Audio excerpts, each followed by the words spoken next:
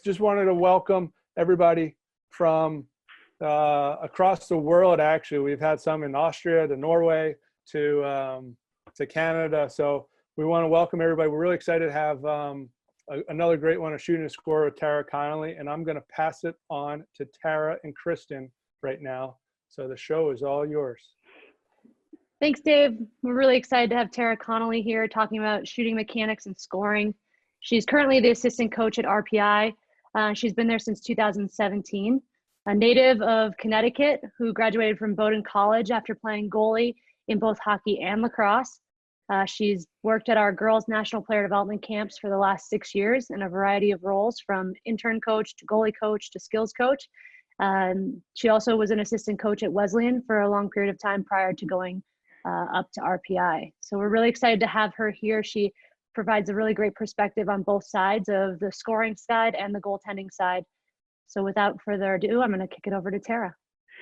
Thanks, Kristen. Thanks everyone at USA Hockey for having me. I'm excited to be here. Obviously, as Kristen said, I was a goalie, so it's an interesting perspective not having scored goals in actual games, but a lot of goalie world goals. So I like to think I've learned something. But no, I think it's just a conversation about, how to generate more goals, especially off of pure shooting. And, I always go back to, if I can get it going here, like your why. Why is it important to do this right now? And for me, it's because youth hockey is a really critical time in skill development. So as coaches, for all the youth hockey coaches who are watching, it's a really neat opportunity to help develop at a really critical stage and instill really good techniques and habits into your players that will carry them through to when they get to college and higher levels. By the time we get them as college coaches, their habits are really, really ingrained in them. It's really hard to break, especially things like skating and balance and athleticism and things that are really part of who you are. So that's why I'm excited to talk about it with coaches who have a real opportunity to kind of roll their sleeves up and help players out at the younger level. Which will carry them through. And then for younger players who are watching, which I was excited to hear, there's some youth players out there tuning in. I think this is really critical for you guys because, as I said, this is the opportunity for you guys to put good habits into your game and to do things the right way so that as you get older and the game gets faster and more physical, you'll have the tools to be able to not only keep up, but really succeed. And also, I know right now with the coronavirus, it's a real bummer. I got the notification on my phone that my flights were supposed to be coming up for nationals. I know we're really bummed about that, but I'm a big believer, and you have to take what the situation gives you and make the best of it in life. And I think this is a really great opportunity heading into the off season a little bit early to utilize what you do have, which is you have a driveway, you should have your stick, and you can grab some pucks and balls and some tapes, whatever you can grab to mimic pucks and objects and make the best out of the situation to improve your mechanics, to improve your shot, and to do what you can do without necessarily having access to ice and all the things that we can have. So that's kind of my goal for this presentation, is to start simple, to zoom in really on the basics of technique, of stick fit, things that we might take for granted a little bit because, one of my big beliefs is that the devil's in the details. So the more specific you can get and the better you can do those things, the better it's going to help you in the future. And then for coaches and even players, providing a couple simple drills, progressions, ideas for how you can implement these types of skills into your practices, whether you have full ice, whether you don't have full ice, whether you have a chunk of time to work on some skills and some shooting, and some things you can look for with that. And then finally, to just give you guys also some thoughts and some concepts and how to beat goalies. I mean, that's, like I said, that's kind of my unique perspective on shooting and on scoring, is that I've been on the receiving end of a lot of goals between hockey and lacrosse. And, there's a lot of common themes and commonalities that go across the spectrum in terms of what it takes to put a puck in the back of the net. And, defense wins championships for sure, but you need to be able to score. And whether that's from good shooting, from hard net front play, from screens and traffic, we'll kind of talk through some of those concepts and then talk about some small games that, can help emphasize those concepts and how you can tweak maybe your small games that you like to play to add different emphasis and really force more creativity among your players. So I was kind of thinking about, I love to read a lot of the, social psychology books. So Angela Duckworth has a really good book called Grit, and she talks about how you come up with kind of an equation. So I figured if I was going to have like a bit of a thesis for this presentation that I would have to have kind of an equation. So this is the equation that I came up with, and I'm not a mathematic person, I'm a history person. So those of you who are like, this is not an equation, there's no equal sign, I agree. But sound mechanics plus quick release plus proper placement is going to give you your results, which is a goal, right? A lot of times, and maybe a little bit of puck luck in between. But that's essentially the piece. So right now we're going to start by focusing in a bit on those sound mechanics, which is really your habits. Like it's what you're instilling in terms of proper technique. And not everybody's shot looks the same. You know, Ovechkin looks different from Crosby. Everybody has a little bit of a different release point, or they like their hands on their stick in a different spacing. You know, some people take more types of shots, like a slap shot or a one-timer, than others who are more wrist shot based. So again, it's not all one size cookie cutter fits all model, but your habits, what you're doing every day, doing it properly with attention to detail is what's going to create you know, those types of good habits. And that's really important at a young level. And then repetition. So how do you create and build those good habits? How do you get quick release shots off? Repetition. I have a lot of players, just, you know, college level, doesn't matter. They always say, well, I need more confidence in my shot. I need more confidence. And my answer to them is always that, where does confidence come from? It comes from repetition. It comes from doing things over and over again, so that by the time you get in a scoring situation in a game, by the time you're even in practice, you're not thinking about it. You know, I've already taken, you know, 1,000 shots that week off the ice to practice my shot. I get that puck on my stick, my head's up, and I'm able to now take in what's happening around me. I don't have to think about where the puck is on my blade, about my follow through, about my weight transfer, all those little details that we're going to talk about. When you repeat them over and over again properly, you're not going to have to think about that. It's going to come more naturally. And then the last part there is the recognition. And that's, you know, as we're kind of moving through, it really ascends in terms of skill level and IQ. So again, once you have your proper habits and you've repeated them a ton of times, it's going to allow you to play the game with your head up. It's going to allow you to play, you know, cat and mouse with goalies, with defensemen. It's going to allow you to see what the game's giving you so you can take it, where you can attack, the type of shot you're going to want to use, or what's going to be open. So that's kind of my equation. And there's two equations actually. So like I said, not a math person, but hoping that kind of clicks with a few of you right now as you're kind of thinking about, you know, especially purely shooting to score, what that means. So again, a quick overview of the presentation that I wanted to give you guys. We're going to start with really basic where to shoot and talk about, you know, vulnerable spots on goaltenders, what the puck sees. I think that's really valid to think about, because we all see from top down, but the puck is seeing from the ice up. So putting ourselves kind of in the shoes of the puck, if you will, and then thinking about where there's going to be some openings. How to shoot, and we'll talk from basic, you know, especially for youth players, and not just youth players, we have college players who have this issue, stick height and flex, some basic things about that. And then some concepts. We'll watch some videos and then have a little more fun with the 5-on-5 aspect of the game. Obviously, couple of the most crucial areas to score in hockey are on face-offs in the offensive zone, as well as power plays, when you can have, you know, set plays, possession time. But I'm going to focus more so on 5-on-5. And again, those are a couple quick you know, quotes that I tend to live by. The devil's in the details. So again, like I said, this is a great opportunity to get in your basement. Sorry, parents, if you don't want holes in your walls or dents in your garage door, but this is really the time to do it. If you don't have a net, it doesn't matter if you don't have a ton of stuff. Pick a spot on the wall, put a little tape up there, and try to hit that mark over and over again with your snapshot, with your wrist shot, with your slap shot, and you'll get better if you do things the right way. And that was kind of the last quote. I think Connelly used it at a national camp a couple of years ago, and it always stuck with me. It's not just knowing what to do, it's doing what you know. You don't have to have been a coach for 20 years to have good advice for a player on what they can do. Even if, like I said, if you're picking 25 shots to each corner with your wrist shot, if you're doing that the right way, sometimes there's not necessarily some magical, amazing next thing that you can do. You can keep focusing on doing that a little bit better. So something to think about. So a little bit of where to shoot. And again, I think that first point is really critical. You got to think about shooting from the puck angle. Puck angle trajectory is going up. So a lot of times the holes, Kristen, can you guys see this mouse? You can see the mouse? Yes. Yep. Okay, awesome. I don't want to point to nothing. So as you guys can see, the puck angle is coming up. And I think that's an area where you see a lot of young shooters especially getting really tantalized by trying to pick corners and go to top shelf, which is great, but you also have to know yourself as a shooter. And if you're not a sharpshooter and you're just trying to get pucks off quickly, one of the toughest things for goalies to stop is anything between 6 and 12 inches off the ice because this is where they have the least amount of protection, especially when they drop down into their butterfly. So something to think about as well. Again, if we're trying to shoot to create rebounds because we're not in an optimal area to have time to really pick a spot or have our head up, we're just trying to get shots off quick. That's one of the best places to look on goalies. It's the toughest to control for rebounds. And then, of course, when they're down in their butterfly, we're going to see another one where, you can find those spots over their ears, over their heads. Like we said here, and this is a young goalie, so they haven't quite dropped their hands down well enough in their butterfly.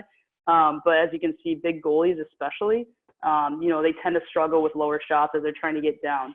Smaller goalies, and they're dropping, they tend to expose a lot of net up high, right? So little things to think about. And I think as you're watching goalies and warm-ups, if you're playing a team and, especially youth hockey, it's like you're all warming up at the same time. It's like, take a look across the ice and see, what are some of the shots they struggle with? What are some of the things they look to find difficult? If you've played a goalie for the same time a couple times, start to pick up on some of those tendencies.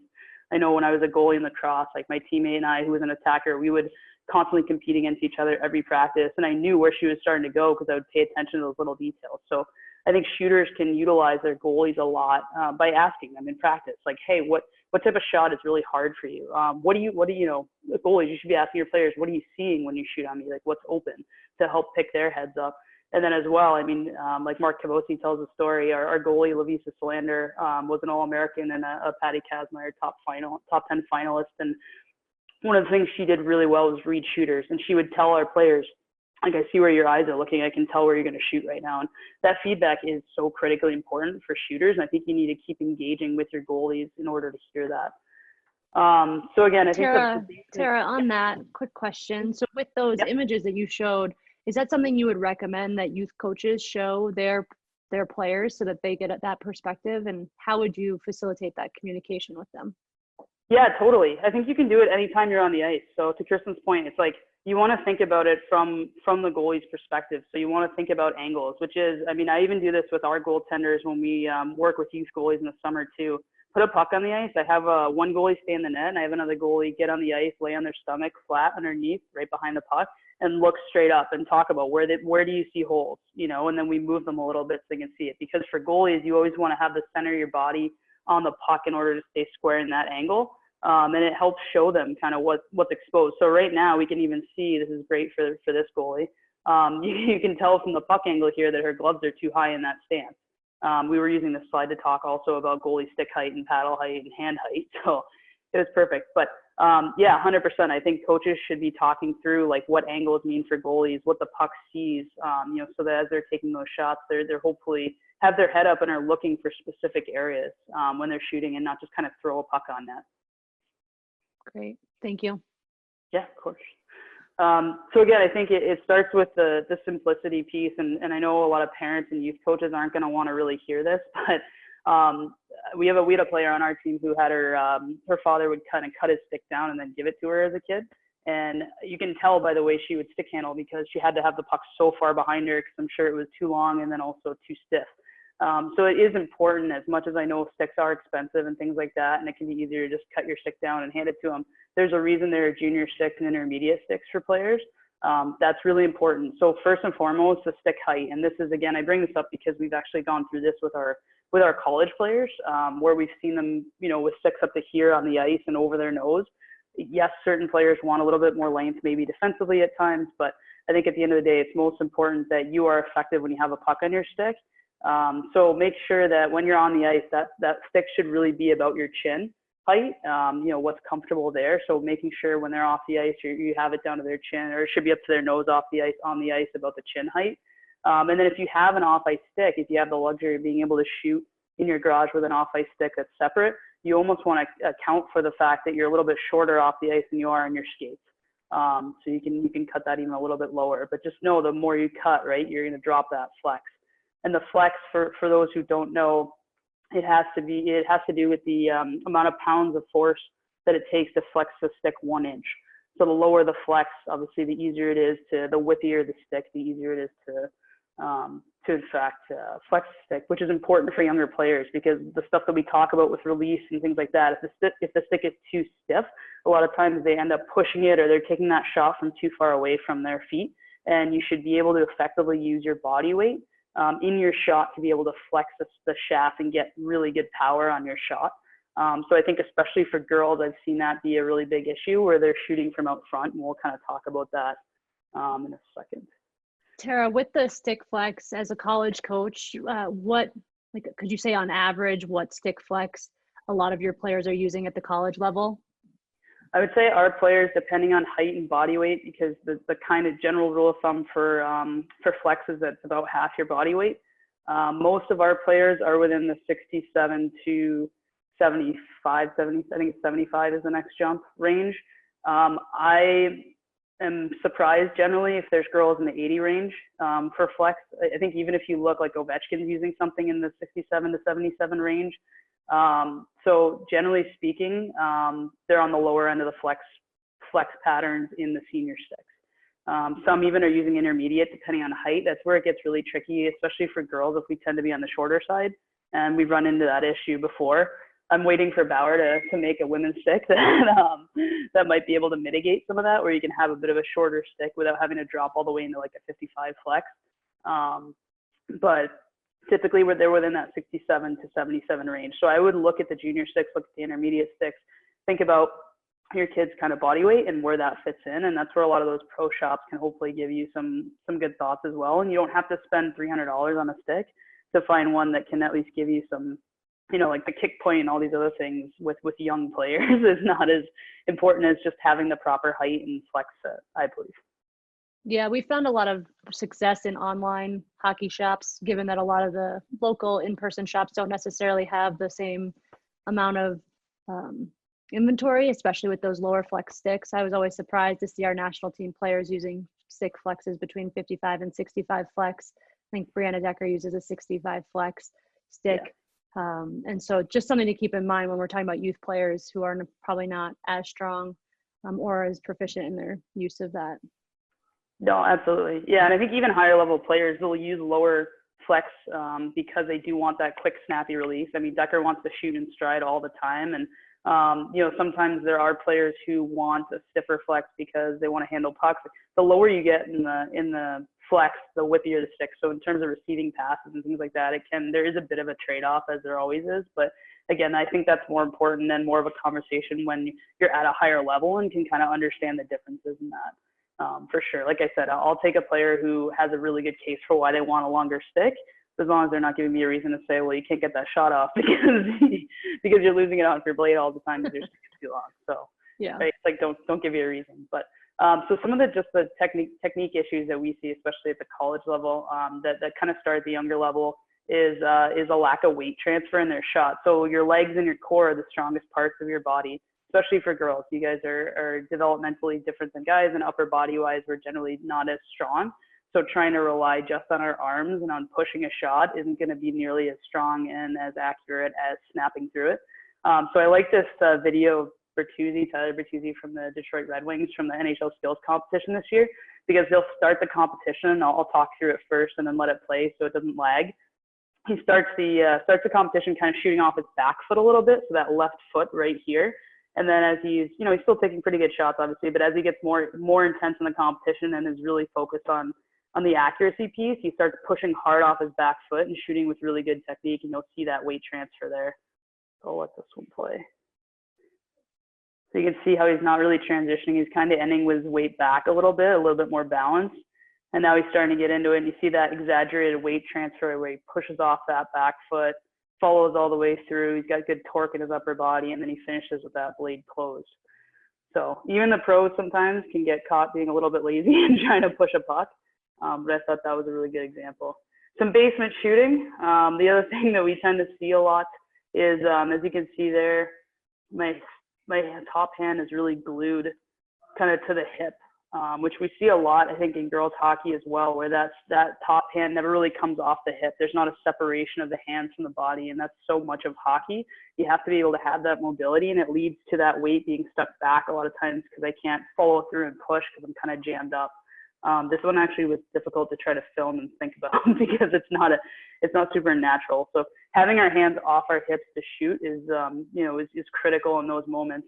One thing, I had another video that might not have loaded, but there was another a grip that I watched that I've seen from a couple of girls even at the college level, where they go to grip with that top hand, and instead of kind of having that, this is my stick here, kind of a handshake grip where it's right in that V between my thumb and my index finger, a lot of them torque. So they're cranking that wrist over, and you can see essentially inside their glove down to the top of their, or the back of their hand. So I've seen that a little bit too in shooting, which also, again, makes it really challenging to snap and roll your wrists over so that those thumbs are facing the net when you finish your shot.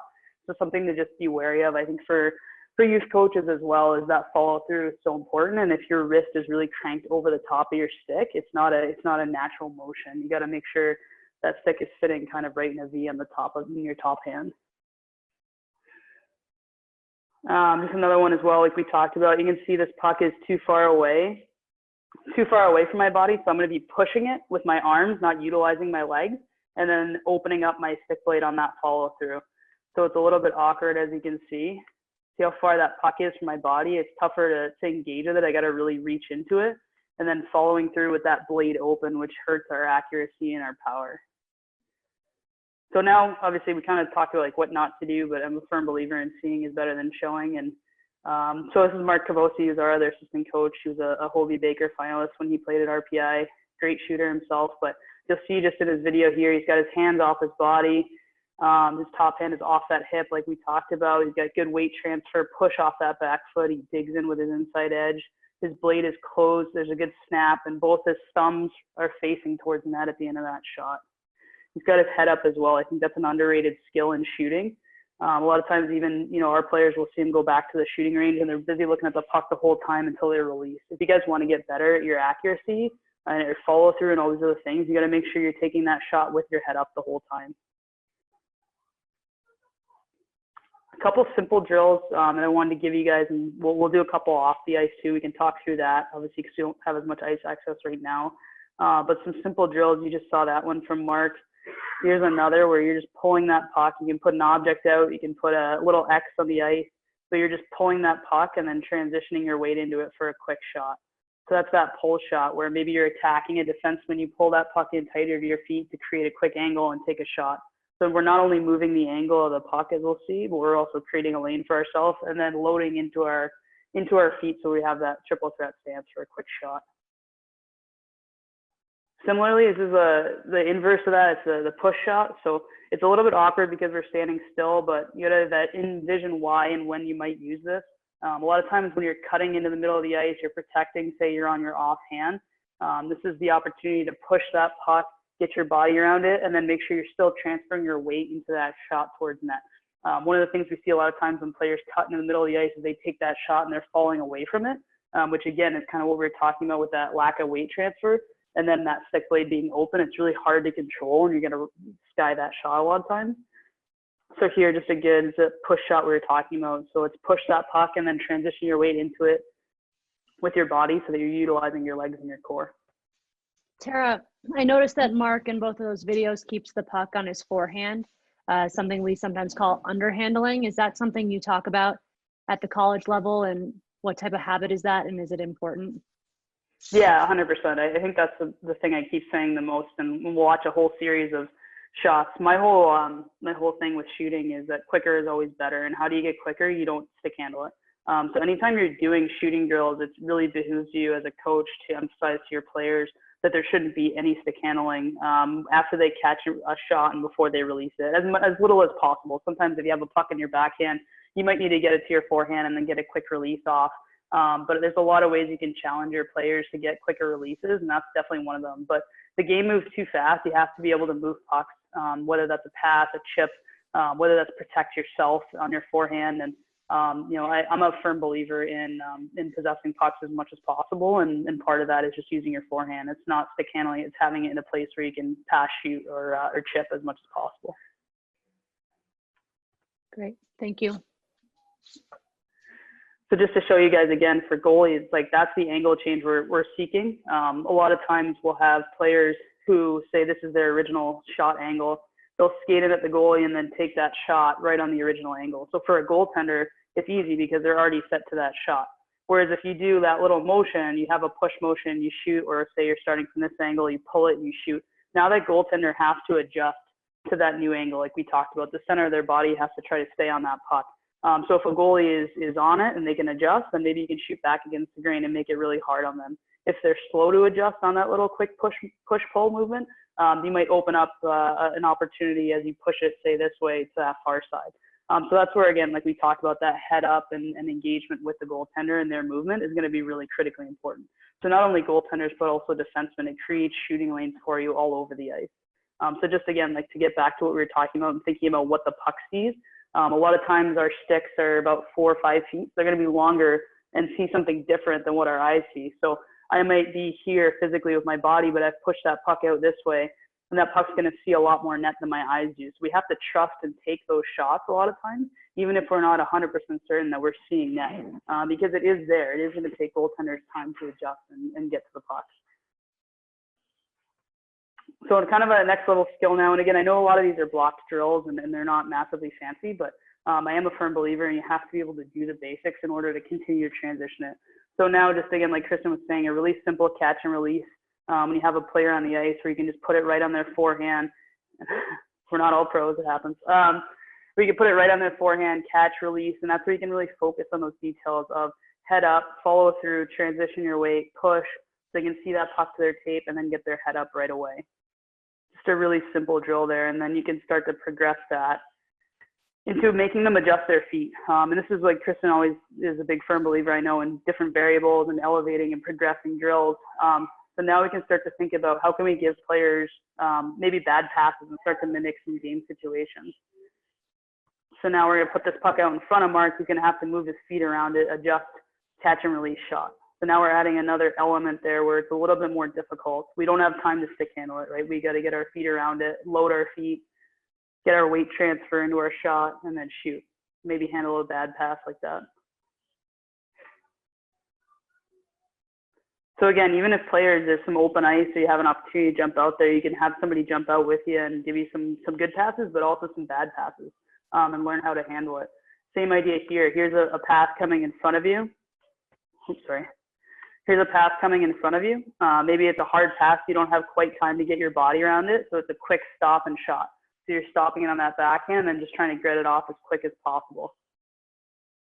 Again, he's still utilizing that weight transfer, getting his body around it, getting it to his forehand, like Kristen said, as quickly as possible, getting his head up and then following through. So another look at that. So now maybe we're gauging, and this is where that next level of recognition comes in. Now maybe we're seeing a rebound come out or a puck come trickling slower. I know I have time to get my feet around it. I don't have to stop it. I need to just get around it and one touch it as quick as possible. So we can vary the speed on that, right? A little bit slower pass, get your feet around it, one touch. Yeah, Tara, this is a great example of, I mean, especially we talk about block drills and how do kids learn and making it game-like, but you do have variables in here. If the player isn't aware of where that puck's coming, at what speed it's coming, you have that repetition without repetitiveness within this drill, though you don't have a defender. So it's at that beginning of that progression into the more game-like settings. But especially if they don't have the skill set prior, or you don't have enough people, especially right now in quarantine, to be with more than 1 or 2 people, this is a great setting that does have some variable to it. Totally. Yeah. And right now it's like, use what you have. If you have a tennis ball, great. You can roll that easily on any surface and work to get around it. If you have a street hockey ball, that's great. Obviously it's not the same weight as a puck, but you're still mimicking similar reactions, and work with whatever you have in the house, honestly. And I'm a big believer in that too. We do that a lot in our drills and in our skill drills. We provide a lot of coach resistance where we'll step in as defensemen. So that's something you can do as well, is you can maybe step in and, they have to read, either they have the shot lane or maybe you're there and they have to step into it, protect, and change that angle for a quick shot. So there's a lot of ways that you can progress a lot of these drills to utilize more read and react style and less kind of robotic shooting, because you don't want to become robots as shooters. I'm a big believer in that as well. So any way we can keep progressing drills so that there's more read, react, game-like situations, it'll allow the players to not only utilize the skill and focus on the skill, but then start to apply it to which situation should I be using this in. Again, sorry for the fact that I have to be the dummy in this, but quarantine. So a couple off-ice shooting drills. So we talked about that weight transfer being really important. But there are ways to manipulate your shooting off ice to actually practice and engage your core. So here I have my front foot is actually down, so it's almost mimicking that I've pushed off my back foot, except I'm keeping it in the air. So if you have a buddy with you, they can hold your foot too for stability. But here we're going to work on really getting your body weight on that stick, getting flex into it and engaging the flex on the stick, using that down pressure and then snapping through. And because you don't have that transfer off your back foot, you're going to have to really engage your core to get that follow through. So it looks a little bit interesting because I know we don't preach 1 foot shooting, but it's an opportunity to engage your core and work on that snap, following through with your wrist, and develop some of that strength that you might not otherwise utilize with 2 feet. Similar idea here. So typically, again, with younger shooters, we don't necessarily want to work on shooting off the off foot. However, you also want to shoot in stride. So how can we mimic that off the ice? We can work on jumping into that shot onto that front foot, engaging again the flex in the stick and snapping through with the wrist. So that's kind of my variety here, is jumping onto that front foot, engaging the flex, and then snapping through on the follow through. Again, this is an old washed up goalie, so apologies for that. Once we get back on the ice, was there a question? Or Give yourself a little more credit, I would say. No, it is amazing though. I will say, once I got out of college, I started playing full time as a player, like any open ice or anything. But repetition does wonders. I was shooting on goalies all day long, doing skill sessions, and my shot improved so much because I was actually focusing on those details because I was coaching them. So I had to really make sure I was properly demonstrating them. So it is amazing. Like, get on the ice if you can, get in the basement or get outside on your driveway and get some shooting in the right way. So again, this is a simple drill to, again, progress. Now that we've kind of done some catch and release shooting, some attack and stationary shooting, we can get it moving, because ultimately the goal of shooting is to get shots off quickly with power, with your feet moving. So this is a simple way any player, again, you can challenge yourself by attacking, changing the angle, and then getting that shot off quick and making sure you're doing it with proper habits. So you're attacking, pushing or pulling around that object and following through at the net. And you can vary it in a lot of different ways. You can cut to the middle, you can pull, you can drive low to a low angle. We like to use that on our goalies a lot as well, especially as warm-up shots, to force them to have to adjust to it. But you can shoot that, you can take those shots from all different areas of the ice. And it's really simple. You're attacking, you're pushing, you're pulling to protect, and then you're trying to get that shot off as quickly as possible. Just some team drills here that we can do. We utilize all these types of things as well with our players when we do skills. So you can have this going off of both dots if you don't only have half ice. We can have that X1 open up, skate to the red line, open up, get a pass from the coach, attack in. So we're mimicking essentially a rush shot here. And then kind of like you just saw Mark doing, you're attacking that cone or tire or water bottle, whatever you have, and then trying to get that shot off as quickly as possible. Again, focusing on those details. Do you have good weight transfer? Are you following through the net, finishing at the net for a rebound? Are you protecting that puck to get that shot off? So again, this is where, like Kristen said, you can start to add some different variables. So I can maybe have a coach standing there being kind of a light defensive pressure, so they have to protect that puck around the stick and then get it off. We also like to progress this as well. So again, you can kind of run that off of both sides. Here we do the same thing. We have an actual player who's kind of a mock defender right at the top of the circles there. So they give some kind of easy pressure without trying to strip the player of the puck. So after that player X shoots the puck, she finishes at the net, right? Good habits that you can always emphasize in warm-up drills, anything is a really good place. If you want to talk about scoring, there's always an opportunity every time there's a puck shot. So that player finishes at the net. We put a pile of pucks in the corner, and then that X player will release to the corner, pick up a puck. We'll slide a little bit tighter towards the hash marks there into the slot, get a pass, and then a quick catch and release. So you're stimulating an offensive zone movement there as well. So you're getting two different types of shooting. And that's where, like, to Kristen's point, you know, as coaches, we'll probably add a little bit of extra pressure there on that retrieval. So maybe I'll go pressure above on that X and see if she'll cut back, protect, and then make that pass. You know, or maybe I'll give a little pressure to that O to make sure she's ready in the slot and has her stick ready to get that shot off as quickly as possible. So that's how you can kind of continue to vary it a little bit, as well as to think about what are some different looks. Maybe you add two players from X1 as well as X2, and then X2 can either drive middle lane as if she's a second entry option, or she can drive weak side and try to be a rebounder as well. Kristen, was there a question? Nope, you know, you've really talked a lot about how adding that easy pressure changes the dynamics for the shooter, and really that makes it more transferable for that player into a game-like setting. Do you want to talk a little bit about how important it is for them to read a stick or a defender in that setting? Totally. Yeah, I was actually going to say that. I'm glad you reminded me. Thank you. I was going to say a lot of times too, you can instruct like these kind of dummy defenders here, your O's. You can tell them maybe have your stick to the outside so that they have their head up, that shooter realizes it and then cuts to the middle. So you're not telling them exactly what's going to happen, but you're telling them what to look for, which can kind of create that habit. It is really important because you want to try to take what the game gives you. You're always trying to attack inside the dots as an offensive player. And you can run these off the half wall too, say. So if you're driving up, you can have a player defensively put their stick one way or the other so that, somebody who's attacking from the goal line might be able to read, I can cut below it or I can cut above it, depending on what's being given. Because good defensive players are always going to try to utilize their stick to influence your space. But as an offensive player, you've got to be able to read the area to attack, keep your feet moving, protect, and then get that shot off as you're going. So this is just kind of the last phase of that. But shooting, at the end of the day, you have to create that space to get that shot off too. So that's where your teammates can help you by being really difficult and either being really obvious in a drill like this so that you can read that, protect, and go, or by being really difficult. Maybe you take that stick away on this side and then you try to strip them when they do cut to the middle. So you can play a little bit of, like I said, kind of cat and mouse where, you can make it tough on your teammates or on your players to keep them accountable. I mean, I like to do that in practice as well, where it's like, if it's easy for me to strip you right now, it's going to be easy for a defenseman on, Colgate to be able to take a puck from you. And then that's my thing at the bottom. I'm a firm believer too that simple drills will allow players to focus on the why and the how rather than getting too wrapped up in the what and the where.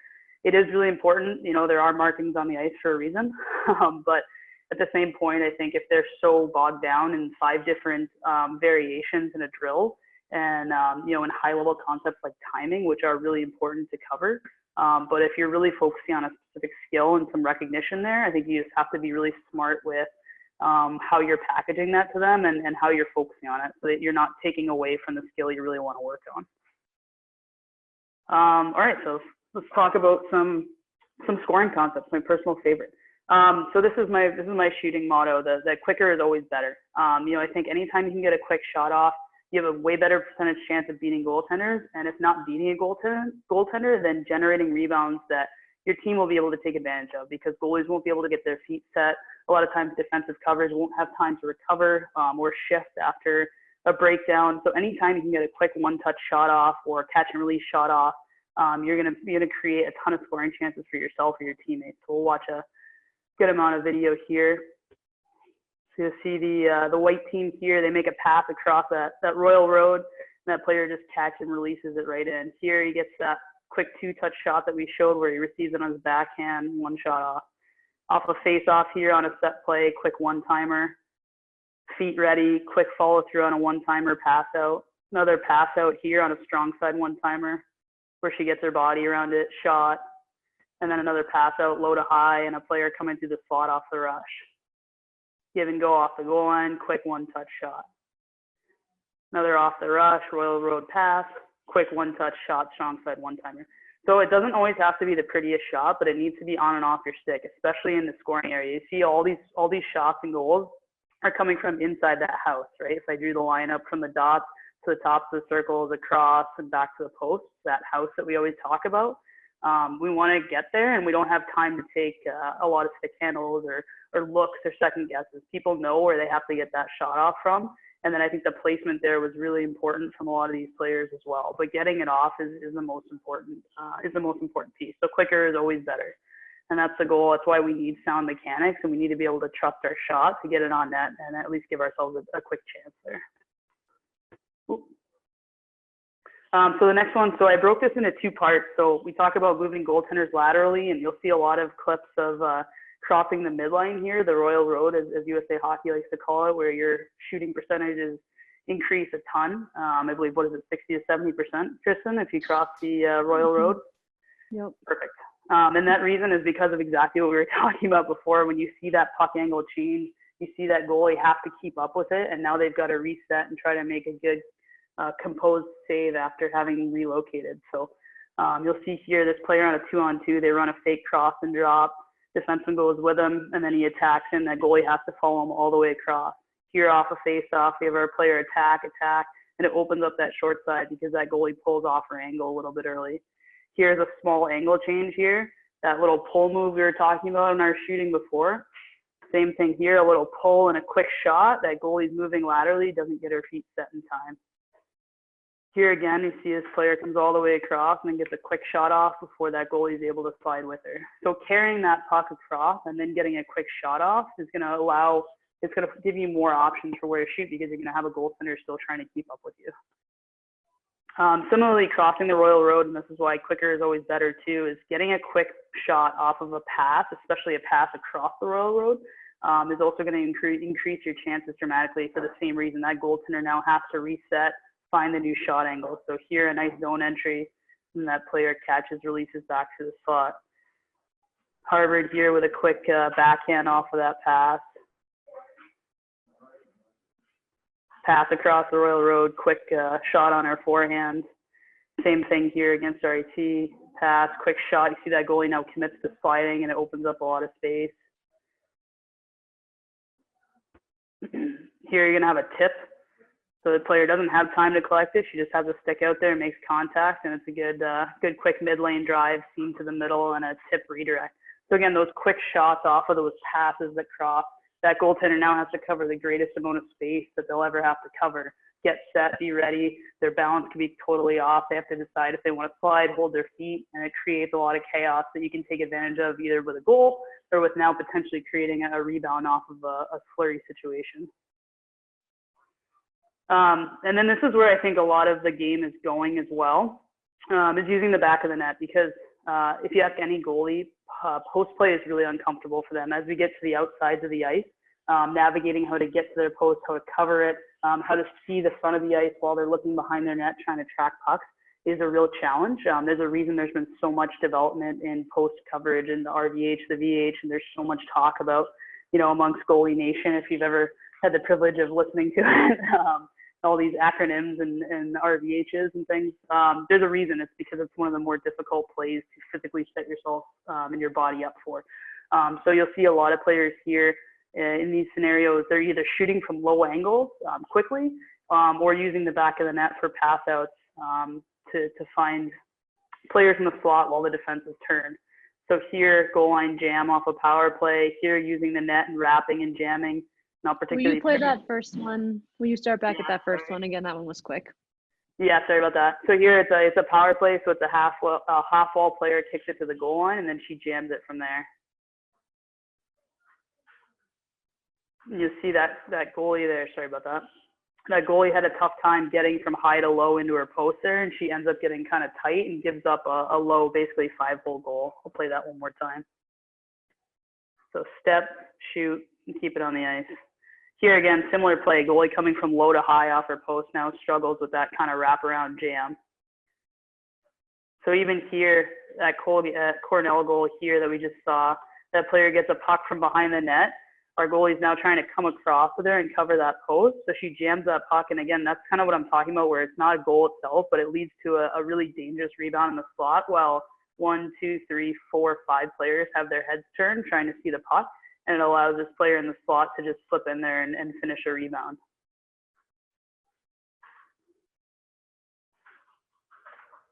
So a rebound here that comes and jams on the strong side, on the weak side on her forehand. Always dangerous as well. Anytime you have scramble situations, you can attack. Same type of play there off a pass out. It creates a dangerous rebound. Here as well, 5 defensemen, heads are turned. Quick shot that creates another scramble situation and a rebound. Here as well, and this is a lot of what you're starting to see in the NHL right now with power plays can sometimes set up from behind or be run from behind. I'll try to go back to that as well. Where you'll see this red player here start to attack. That goalie pulls off his post a little bit. He bumps it back to the short side, and it's a quick, again, one-touch shot because you won't have too much time there.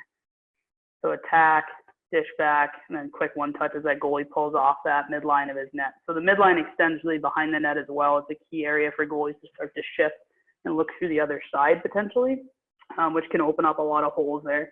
I know we work with our goaltenders with teams from behind the net a lot that tend to operate from behind the net on holding that strong side post and being really patient with their positioning while still being able to see the puck.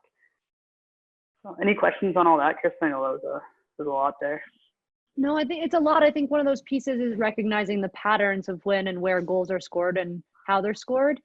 Zach Nowak asked, that in a game, most shots are contested, shooting around a stick, bodies. How do you foster the adaptability in a player's shot? Given that you gave kind of three big scenarios that there's patterns, but there's still a lot of adaptability. How do you teach your kids that? Adaptability in terms of like the types of shots that they're taking and things like that. Yep, and the different situations they'll face.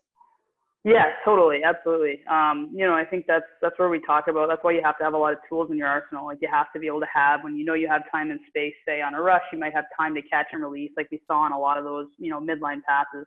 At the same point, you also might not be able to have the time to take to settle a puck down. You might just be able to get your body weight in your stick, one touch and flex it. Anything tight and in around the net. You've got to be able to utilize your bottom hand, get low on your stick, control it, and get power to the shot. So we work on a lot of those different types of scenarios with players, but ultimately too, I think it comes down to how many reps they're willing to take. One of the things we tell our players too is you have to think about the types of scenarios you find yourself in a lot. If you're consistently an F3 who's finding yourself in the slot, and you're finding a lot of those pass outs are coming to your stick because you're the more defensive player and you tend to be playing high. You're not necessarily in corners doing the hard work, where you're still doing work, but that might be more of an opportunity to work on your quick catch and release from the spot or your quick one touches. Whereas if you're driving and intending to wheel the zone and attack off a half wall, you're more of a McDavid style, where you're utilizing your feet and your speed, then you want to think about how you can get that shot off quickly after creating some lanes around defenders. I know a lot of teams too will work with, how do you attack a defender and then pull and shoot through the stick and find those triangles to get shots through. I think that's a high level skill as well that you can keep working at. So there's a lot of different ways to take it. I think one of the biggest things as a player you can do is be self-aware and try to recognize and analyze where are the situations I tend to find myself in the most, and then I need to get repetitions in those areas. If you're a power play player, where you're tending to find yourself in a specific position, again, this might be a little more specific to higher levels in college, but if I'm finding myself in a position where I'm constantly, a backdoor one-timer option, or I'm coming down on the puck and need to just get a strong hand one-timer on there and not wind up, that's an area where I need to make sure I have enough practice that I get in that situation in a game and I'm not thinking about it. So my advice to that would be to always tell players is think about the types of scenarios you find yourself in, and where you get the majority of your scoring chances, and then you need to hammer and harp in on those types of shots so that you have the required kind of tools in your arsenal to pull out. You talked about getting power behind a shot, and Emily Mooresdorf asked, how can she help her players who are still struggling to lift the puck or shoot the puck without flutter have harder, more quality shots? What advice would you have for her? Totally. Yeah, I think that, again, shooting all comes from your legs first, especially with younger players. I think that's the tough part. It's the starting with your weight transfer, snapping through, and then making sure that they're rolling wrists over and snapping it. A lot of times when flutter shots come through, I think it's a little bit of an open blade, an open toe blade, and then a little bit more of a byproduct of pushing the puck. So even as simple as if you're working in stations with younger players, grab a piece of wall, find a dent in the wall or a little piece of puck mark, and focus on their shot, focus on pushing off that back foot, and getting power into it, torquing hard, ripping with their core, and then following through, rolling their wrists over so both those thumbs are facing at the net at the end of their shot with their blade closed. And then that just comes with time as well, to be able to continue to add strength to your body with your off-ice conditioning, with, obviously your natural development and biological development. But I think you can continue to create a stronger shot with better mechanics. And then if you do have access to anything like weighted pucks, there are some of those little red weighted pucks that you can add into your repertoire as well, to kind of give you a little bit of a more of a challenge to try to create some more resistance for that shot through. So for some who you see that they tend to have some better mechanics and they might just need to be challenged a little bit more, I think that'd be a neat opportunity as well. Great. Thank you, Sarah. Totally. So again, it's more low angle shots here that make uncomfortable for goaltenders. Attacking from behind the net is big. So here, another low angle shot, driving low to high, creates a rebound as that goalie comes off her post. Here, this is an ugly one. But because that player attacks in, and I think that's a real key, like we were talking about before, we want to attack in anytime we're looking to score. We can't throw these shots or these these pucks on net from the perimeter. So this player here gets this puck, starts to attack in, even though she's at a low angle outside the dots. You can see her head is looking to that driver. And because of that, she's going to make this goalie really nervous about trying to get off her post in case there's a centering pass. And she actually takes a good look there and shoots for that short side. So I always tell our players when we're in goalie world, a lot of times when you're attacking low, you're trying to see if that goalie will pull off that strong side post. You're trying to use some of the deception that we'll see in some of the later clips to try to, again, play that cat and mouse game. See if I can get her worried about somebody driving to the net, which I need, which is the other piece of scoring, and then see if I can open up that short side there and take a risk, put a shot on net there from a low angle if I'm attacking in, and give myself a chance. Another low angle rebound there too, and not quitting on the rebound, which I think is really important. You see this player again driving in, she gets inside the dots, gets a shot there to that short side, and a lot of times that short side rebound is going to stay right back to you on that short side as well, so she wasn't able to create a rebound to the inside, but got a rebound to herself, and then a quick one-touch shot on that rebound with very little net to finish. But you have to have the stomach, I think, as a shooter to look to shoot from anywhere on the ice and attack in and make it a legitimate scoring threat. I think that's the other piece of scoring is it sounds silly, but you can't score if you don't shoot. So you have to be willing to on rush, on offensive zone play, attack in and get shots to the net. I think that's another step that a lot of players, especially freshmen, need to they end up taking in their first part of their career, is that it takes them a while to realize that they have to attack the middle, and get contact and get in there in order to get a puck there and get bodies there to score. So I think that's something for players, especially when you're talking about shooting drills. If you see, like when you're doing push-pull shooting, that they're constantly just staying to the outside of the ice, you have to really challenge them to attack inside those dots, attack inside the scoring area for that shot, and not just fade away and kind of throw a puck while trying to avoid contact. They've got to get in there and get that shot off. And then another piece which you can't avoid, and it's an old saying that people in pucks to net, and it's true, and this is why. But I think there's a real art form to setting screens net front that goes underappreciated. You'll see it a lot of times, like here. This is a power play clip where our net front player sets a really good screen that sets the goalie on her strong side post, and as that player attacks into the middle towards the midline, it actually opens up that far side like we were showing on the angle change because the goalie takes too long to get across. Setting a screen is really important, and I notice a lot of times in youth practices, even sometimes in our practices, we talk about setting a screen in, say, a drill, like a warm-up drill, or a couple phases into a warm-up drill, hopefully not right off the bat.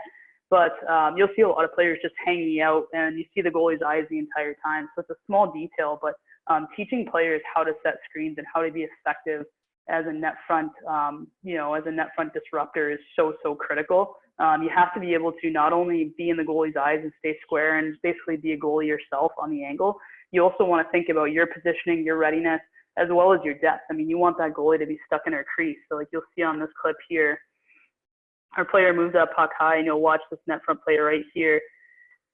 She's right in the angle. She does a great job, and it allows for this player to walk to the middle while that goalie's stuck looking on the outside, and it's going to open up that entire far side for her shot. So now she attacks in, can see that net like we were talking about. Same thing here. We get traffic to the net front. Quick shot. She doesn't have time, doesn't get it blocked. And because there's a flash screen coming through, it gets in her way. Same thing here. You'll watch the red team on this one. So this player starts to back up into the slot, and it sets a pick. So now that player who's attacking in has her head up, right? That defenseman has her head up, can see where the openings are now around that screen, and then find a shot where the goalie's not looking. Same thing here. This is a really good one for depth. You see this Quinnipiac player has her heels on the top of the crease. There's essentially no area for our goaltender to get out, and this is a 5'10" goaltender who had a lot of height, and we're constantly trying to get her out and looking over screens. Because she's so tight to the crease there as a screener, she makes it really hard for a goalie to get out, see the puck, and utilize her size so you can hem a goalie in effectively that way. Same thing here. So another power play. We've got a really good net front presence here. Our goalie's got to look around her.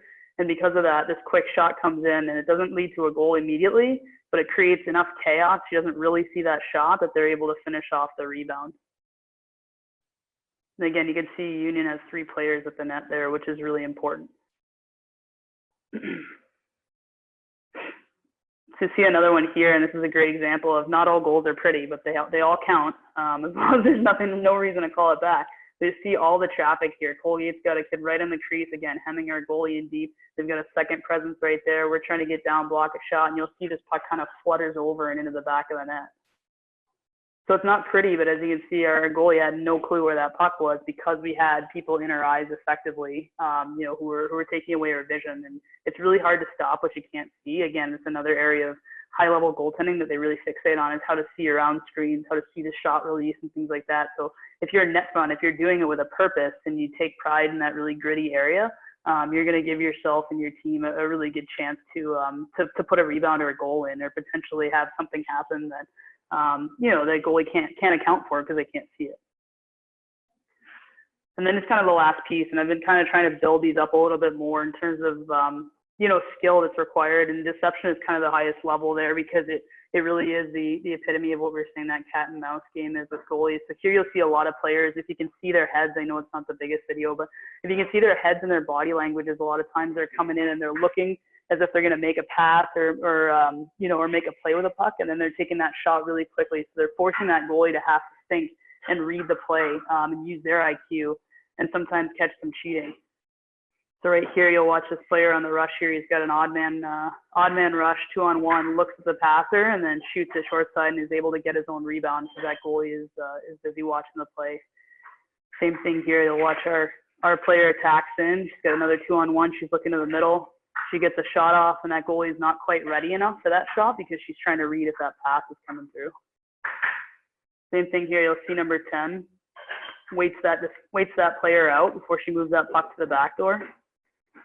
So quick slip pass. She waits, makes that defenseman go down and commit to trying to block a shot. You can see this goalie steps on her edge. She thinks that's going to be a shot too, and then it's basically an open backdoor tap in.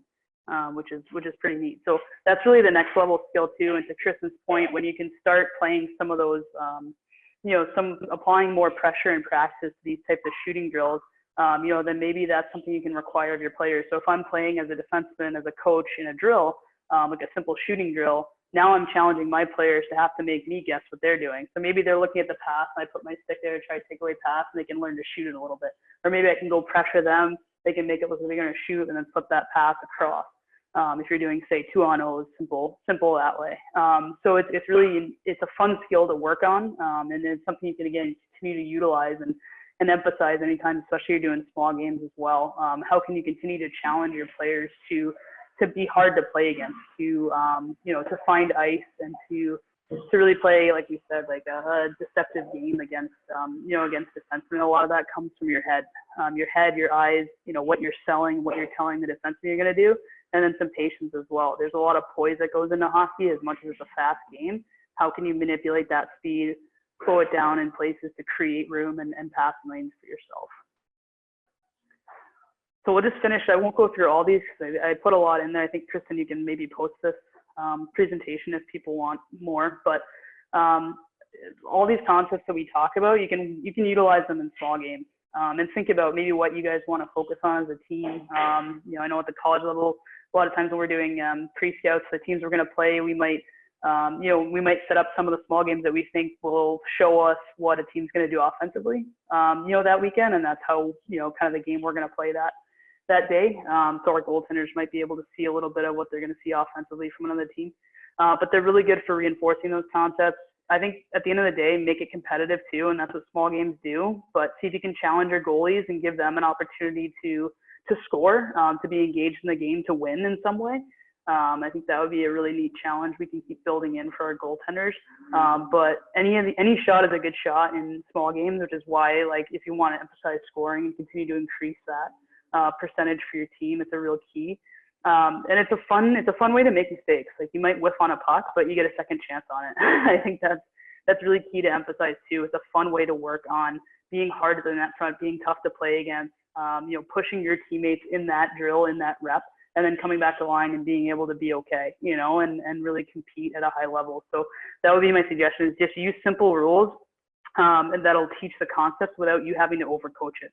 I think that's really important. The structure that you put in place will allow you to reinforce what you want to talk about, and then you can coach for it a couple times here and there, but you don't have to stop the play a lot because they're naturally going to be put in positions where they can do that. So one quick one that we like to use, and it's a lot of fun for players too, is bubble hockey. I'm sure everyone's played this or called it something different at some point, but essentially it's 3-on-3, but this player can't cross the midline if we drew one between the dots, and then this X can't cross the midline. O is shooting on this goalie, and X is shooting on this goalie. So coaches are putting pucks in every time one goes out of play. We usually let them play out like 4 or 5 pucks and then blow the whistle and switch the group of 3, depending.